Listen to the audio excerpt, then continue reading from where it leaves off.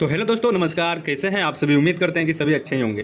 तो दोस्तों, आप लोग यहाँ पर देख सकते हैं क्लास 10th का मंथली एग्जामिनेशन जुलाई 2024 का, यानी कि ये वीडियो मैं बता रहा हूँ आप लोगों को 23 तारीख, यानी कि 23 तारीख को 23/7/2024 का ये वीडियो मैं बना रहा हूँ जो साइंस का है, ठीक है, और क्लास 10th का है, ठीक है। मासिक परीक्षा वाला जो एग्जाम हो रहा है आप लोगों का, तो उसमें का ये ओरिजिनल प्रश्न पत्र लेकर हम आपके सामने आ चुके हुए हैं, ठीक है। जिसका विषय कोड यहाँ पर आप लोग देखोगे 112 दिया गया है और ये 100% ओरिजिनल प्रश्न पत्र है। आप लोग जानते हैं हमारे चैनल से जुड़े हैं तो कि मैं आप सभी को फेक प्रश्न पत्र नहीं बनाता हूँ। भले हम वीडियो नहीं बनाएंगे लेकिन फेक प्रश्न पत्र नहीं बनाते हैं, ठीक है। ये चीज़ आप लोग को जानकारी होना चाहिए, ठीक है।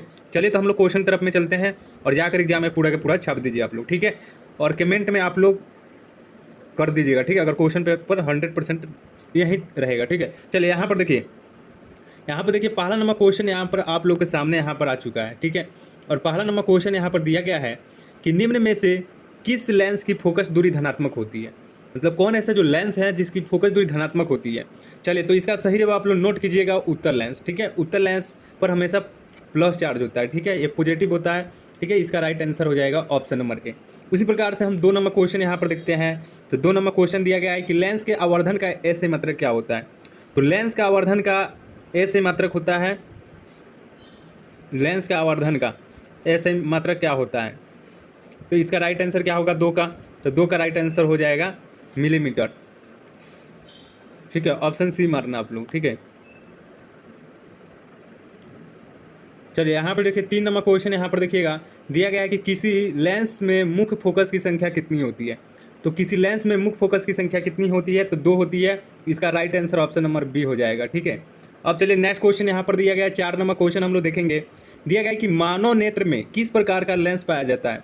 तो मानव नेत्र में हमेशा उत्तल लेंस पाया जाता है, क्योंकि आप लोग देखते हैं कि मानव जो लेंस होता है, ठीक है ना, मानव नेत्र जो होता है उत्तल लेंस की तरह बनावट उसका होता है, ठीक है, यानी किनारे की अपेक्षा बीच में मोटा होता है, ठीक है। ये चीज़ ध्यान में रखिएगा। चलिए 5 नंबर क्वेश्चन यहाँ पर आप लोग देखिएगा, दिया गया है कि नेत्र लेंस की फोकस दूरी में परिवर्तन किसकी प्रक्रिया के कारण होती है। मतलब नेत्र लेंस की फोकस दूरी में परिवर्तन किसकी क्रिया के कारण होती है। तो इसका राइट आंसर हो जाएगा आइरिस, ठीक है, परितारिका। इसका right answer option number D मार रहिएगा, सही जवाब हो जाएगा 5 का।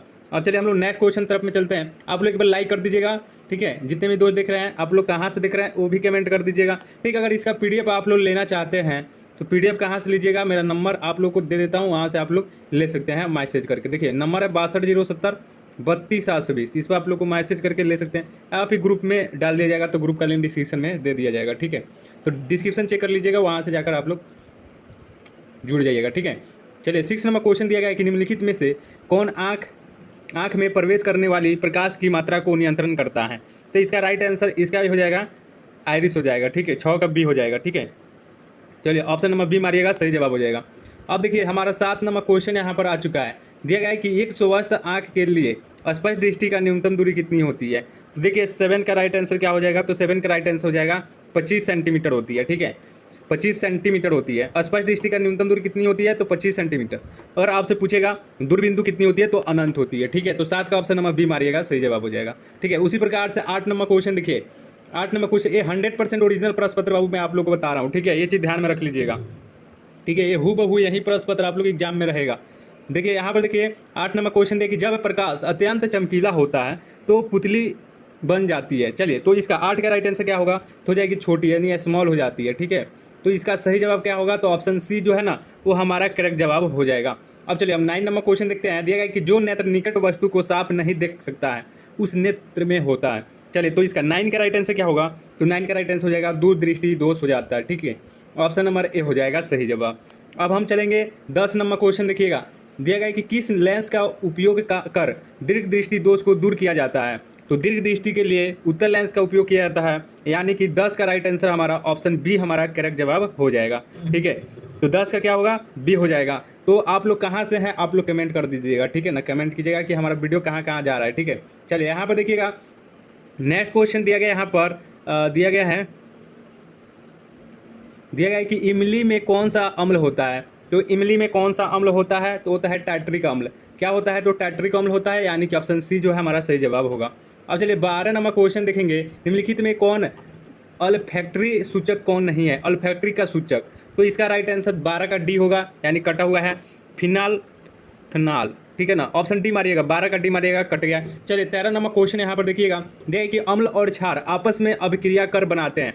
तो देखिए अम्ल और क्षार आपस में अभिक्रिया करके क्या बनाते हैं, तो बनाते हैं लवण बनाते हैं, यानी कि साल्ट बनाते हैं, ठीक है। क्या बनाते हैं, साल्ट। ऑप्शन सी हो जाएगा करेक्ट जवाब। चलिए 14 नंबर क्वेश्चन यहाँ पर देखिएगा, निम्नलिखित यौगिकों में कौन अम्ल है। तो निम्नलिखित यौगिकों में कौन अम्ल है, तो H2SO4। तो देखिए इस चैनल पर आप लोग को पढ़ाया भी जाता है, ठीक है, तो इसको सब्सक्राइब कर लीजिएगा, आगे आपको बहुत ज़्यादा काम आएगा, ठीक है। चलिए नेक्स्ट क्वेश्चन यहाँ पर 15 नंबर क्वेश्चन दिया गया है कि NaOH, ठीक है, NaOH है, क्या है, अम्ल है कि लवण है, क्या है। तो चलिए कमेंट कीजिएगा आप लोग। तो इसका राइट आंसर आप लोग लिखिए क्षार है, बेस, ठीक है, क्या है, तो ये बेस है, ठीक है, याद रखिएगा। चलिए अब नेक्स्ट क्वेश्चन यहाँ पर देखिएगा, 16 नंबर क्वेश्चन दिया कि शुद्ध जल का पीएच मान कितना होता है।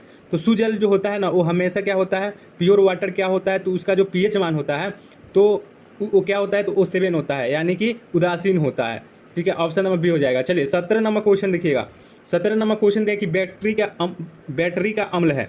तो बैटरी में कौन सा अम्ल होता है।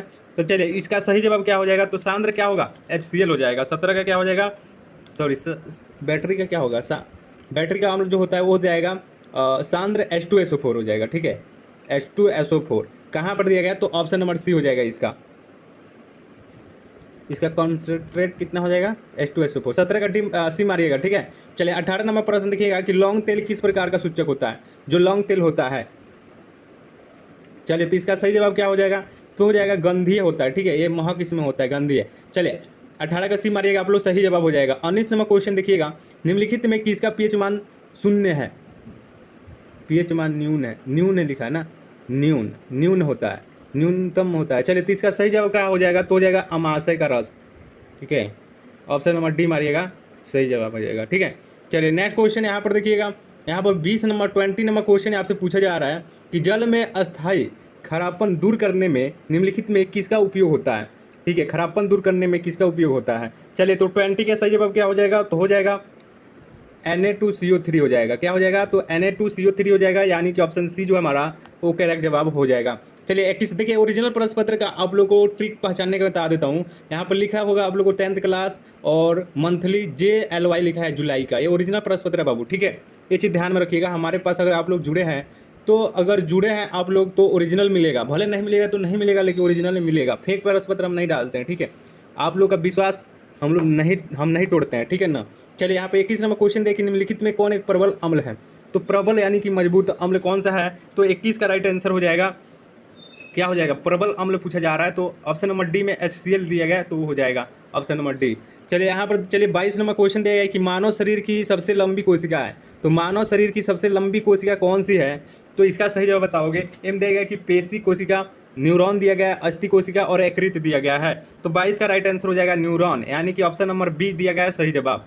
चलिए 23 नंबर क्वेश्चन दिया कि मानव मस्तिष्क का औसतन भार क्या होगा, ठीक है, the average weight of human brain is. चलिए तो इसका सही जवाब क्या हो जाएगा, तो चलिए मानव मस्तिष्क का औसतन भार कितना होता है, तो औसतन भार कितना होगा मानव मस्तिष्क का, तो 23 का राइट आंसर हो जाएगा 1.4 kg, ठीक है, 1.4 kg। चलिए नेक्स्ट क्वेश्चन देखिएगा, दिया गया यहाँ पर निम्नलिखित में से कौन सा अंग संवेदग्राही नहीं है, यानी कि संवेदनग्राही नहीं है। चलिए तो 24 का आंसर बताओगे तो हो जाएगा दिमाग, यानी कि ब्रेन, ऑप्शन बी हो जाएगा। नेक्स्ट क्वेश्चन दिया गया है 23 नंबर कि निम्नलिखित में कौन पौधों में नहीं पाया जाता है। तो पौधों में क्या चीज़ नहीं पाया जाता है, तो चलिए पौधों में नहीं पाया जाता है तांत्रिक नियंत्रण नहीं पाया जाता है, यानी कि ऑप्शन बी हमारा सही जवाब होगा 25 का। देखिए आप लोगों को मंथली एग्जाम में 25 ही क्वेश्चन बनाने होते हैं, लेकिन मैं आप लोगों को 30 क्वेश्चन का बता देता हूँ, ठीक है, जो मर्जी करेगा वो बना लीजिएगा। चलिए यहाँ पर 26 नंबर क्वेश्चन देखिएगा कि मस्तिष्क का कौन सा भाग हृदय स्पंदन तथा श्वसन गति की दर को नियंत्रण करता है। तो चलिए 26 का क्या होगा, तो हो जाएगा सेरिबेलम, यानी कि ऑप्शन सी जो हमारा वो करेक्ट जवाब होगा। चलिए 29 नंबर क्वेश्चन दिया गया है कि पौधों में पाई जाने वाली गति कहलाती है। तो पौधों में पाई जाने वाली जो गति होती है उसे हम लोग क्या कहते हैं,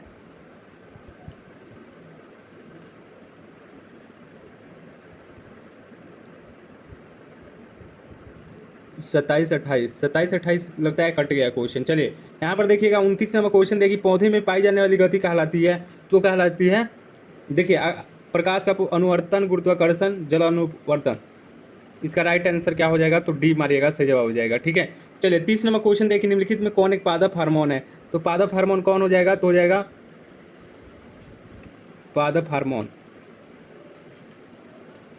तो इसका राइट आंसर क्या हो जाएगा, पादप हार्मोन। इंसुलिन दिया गया यहाँ पर, और थायरॉक्सिन दिया गया है, एंड्रोजन दिया गया। तो आप लोग साइटोकाइनिन मारिएगा, ऑप्शन इसका डी हो जाएगा। ठीक है, तो चलिए मैं आप लोगों को यहाँ पर 2 क्वेश्चन मैंने नहीं बताया है, 27 और 28।